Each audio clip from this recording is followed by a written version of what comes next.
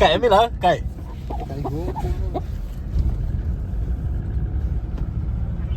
อันนี้เขาเรียกกันลีเขาเนี่ยก็ไหนกินไก่ก็น่ะโบเป็นกังอันนี้เลยว่ามันหยาบกว่าก็น่ะมันท้องว่ามันจันอันนี้มันจันเตะดีครับยืดเลยทุลุดขึ้นแล้วก็ทำมอเตอร์ไซค์ต้องเป็นก้อนเร็วนะเพราะ2ก้อนเลยเด็มขึ้นไหลต่างมันเด็มเพราะหยาบก็คือเดี๋ยวมันจันเตะ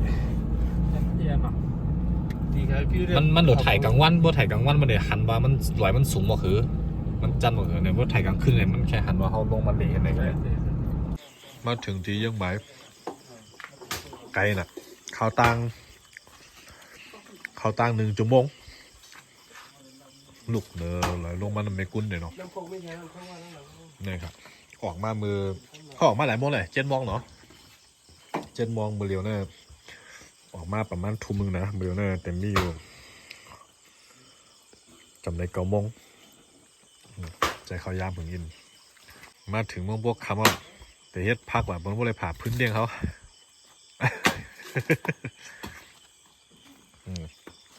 อันนี้ผ่าพื้นก็ทำมาสุกสักบนเทียงไงนี่ก็มาตั้งน้ำใหม่เป่าไอ้ตีเป่าไอ้มันนั่นลูกนะตั้งน้ำใหม่แต่เลยเฮ็ดกินเขาพักถังโซ่เรียบร้อยมันได้เขาเดี๋ยวมาเฮ็ดพักกินไก่เฮ็ดเนื้อไก่กินเลยไก่พัดลมใช่พัดลมมันไม่มากตำยาหน้าอันนี้ตำพักหมี่หอเดี๋ยวกำเดี๋ยวเขาหลวงขาตะไคร่ก็ไรก็หลีผมไรก็เป็นซังโอเคปีกไว้ก่อนจะเลี้ยงมีแต่หมอคนได้อ๋อหนาแล้วเนี่ยก็เฮ็ดมีด้วยไรตำอ่ะเฮ็ดเข้าหลวงด้วยไรตำเดี๋ยวคนตำอ่ะก็นะเฮ็ดพักแบบไต้บนหลวงห้องน้ำคือส้มพักหมี่ช่ำๆกันไหนกันนิดงอมแค่พายไปแหละแล้วนั่นเฮ็ดพักแบบไต้มีหำมีขิงมีใส่นี่อยู่แบบซึกกินแบบซึกมันวางน่ะเน้นบริโภคไม่เน้นคุณภาพและความสะอาดอันนั้นแหละเขาตั้งจำ2 ชั่วโมงกันเลยอันแต่เดี๋ยวไม่เฮ็ดกินเขาพักกันนั่นแหละนี่ตัวน้ำไม้เอาลูกตัวไหนก่อนน้ำไม้เขาเนี่ยเป็นไม้กันเลยแต่ได้กินเนื้อไก่นั่นเป็นง่ายๆโอเคในก็ผัดเดี๋ยวเฮ็ดนะเป็นเนื้อไก่ตาเป็นเคยคนเหยาะเช่างเท้ากำลังเนี่ยนะเฮ็ดยอนะพักมาแก่นะไม่ฮะคือเฮ็ดไก่มันอยู่ไข่ปลาโกดังโต้เนี่ยมาถ่ายลงอินเหรอของนายเนี่ยนะ2 ชำยำเลยโอ้น่ากินมากเลยพวกก่อเฮ็ดในอย่างก็ต้นน่ากินอันนี้ไก่เฮือนเนี่ยมันจะแก่อาหารมาพูเขาเดี๋ยวเฮ็ดอย่างแพงมาพูโอ้เขาเตะกะเฮ็ดโว้คำเลยเตะหาปลาแท้คำเลยหาปลาจำเลยยากกันนี่ก็เลยเตะหาปลาเนี่ยไปอันนี้เขาเดี๋ยวตักไปกินเดียวเดี๋ยวอุ้มยังไว้นะอันนี้เดี๋ยว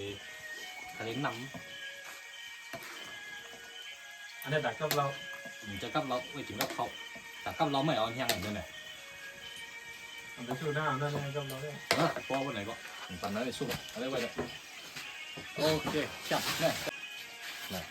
ตัวหลีใช่ไหมโอ้2 จับเกือบปาก7อุดโอเคเรียบร้อยด้วยอยากรูปผ่านแล้วเนี่ยทำเองกินเองอร่อยด้วยแซ่บกับเขาว่ากินในป่าบนเส้นโซ่บนเส้นมือในป่าแต่ยังมีบ้างแต่เขาไม่มีครบพร้อมเหมือนเราเหมือนไหนมีเจเหมือนเขาพอต้องกินให้มันอยู่เหมือนธรรมชาติ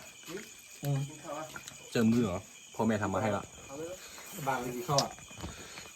โอเคไปกินเนาะวันนั้นไม่ใครมาเห็นบ้างทำเป็นน้องเมืองปูคนเลยฮะมาหลับไหม แม่ไปตึงเรามาในติ๊กไม่อยากจะถ่ายหมาแล้วเขาจะว่าถ่ายเขาไอ้ติ๊กไอ้ เป็นตาเรียวกันไหนกัน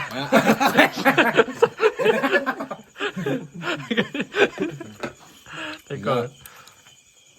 วันนั้นในถ่ายวันตีน่ะ นี่แนวลูกมึงไหลมานะ พี่น้องไผ่มีพี่น้องไผ่มีมัน เหยียดกู มันหีเรียนอะไร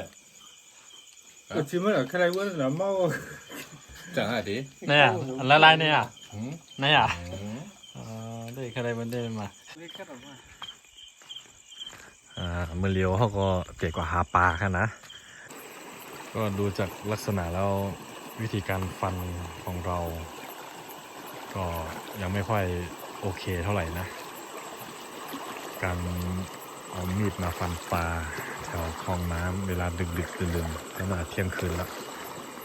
ล้วก็ตรงรอบข้างแล้วก็ก็ไม่รู้ว่าเราจะไปเจออะไรบ้างตอนนี้เราอยู่ในรัชฉานนะครับนี่ในมือผมได้อยู่2 ตัว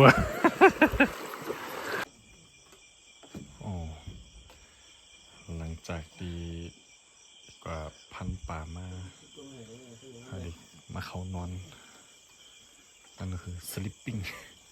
เขามาเปิดดินนอนนี่ติดเขานอนแล้ว3 โกตามมีตามเกิดนอนกันเลยไอ้ป่านอนโคนนี่ก็มอนโป้ได้ไหมตามือไข่เขาเลยกับช่วยเป็นยานมือกันแบบเนี่ยเดินทางเนี่ยน้ำเฮียงแบบเฮ้ยน้ำเย็น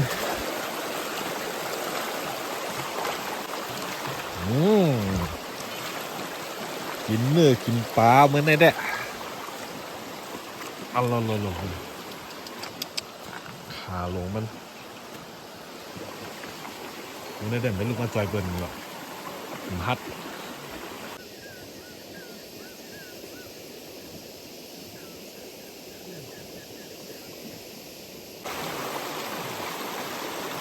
เสียงนำ ในผ่านมือกลางขึ้นนอนลึกเย็น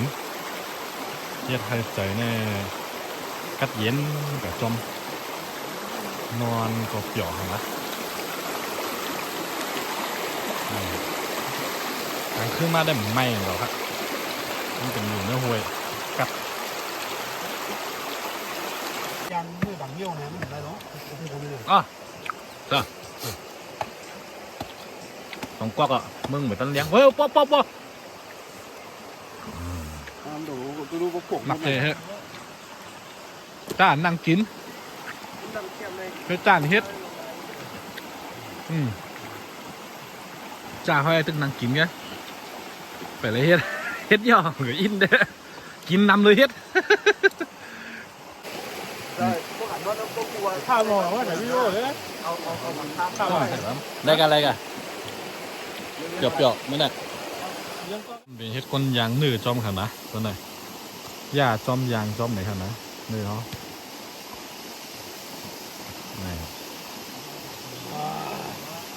อยากสลัดความใต้ กว่าก็ไม่ได้แล้วอันนี้เนี่ยคนยางมันหนาวกว่าเสียแจงยอกมันเนาะให้แจงทุ่มเตะกว่าป่ะพูดเนาะทำไมเลยหรืออะไรกินพวกตัวเนี่ยจะต่อได้มั้งหมักฟองสีห้วย3 ห้วย3 ห้วยหัวมาอะไรห้วยมั้งว่า8 ห้วยเหมือนเดิมเนี่ยมา6 ห้วย6 ห้วยเป็นหมักทำยากเป็นห้วยก็4 ห้วยรวมยี่ห้วยละทุกห้วยเขายิ้ม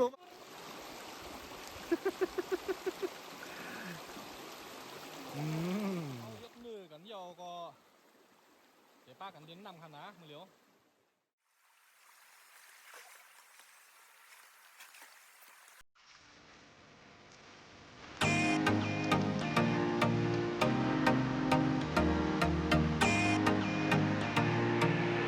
กระดาษนั่นแหละน้ำผมว่าเป็นไง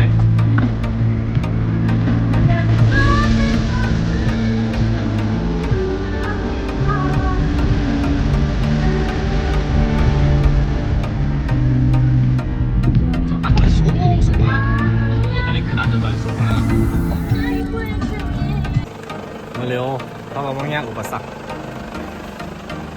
คของเขาไม่ร่วมทำตั้งดีกว่าแน่นเลยหัว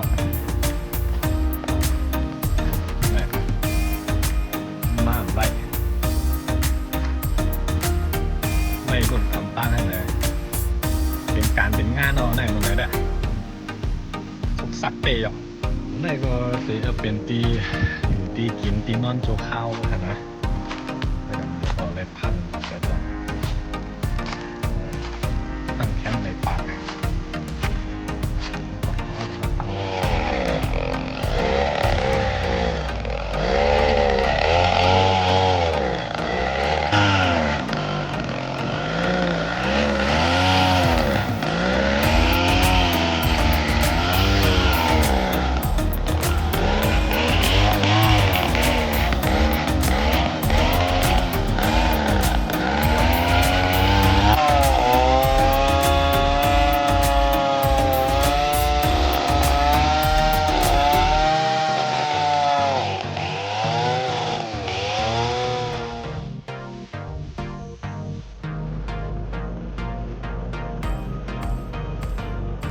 นี่ก็เลยขึ้นมาที่อยู่ไวสูงขึ้นเยอะกันแล้วไปแล้วอยู่นอกหัวตั้งปุ๊บยังไม่พ้นไว้นี่ก็ตั้งมือเอาแล้วเลยขึ้นมือตรงหัวตัดเย็นดีนะครับ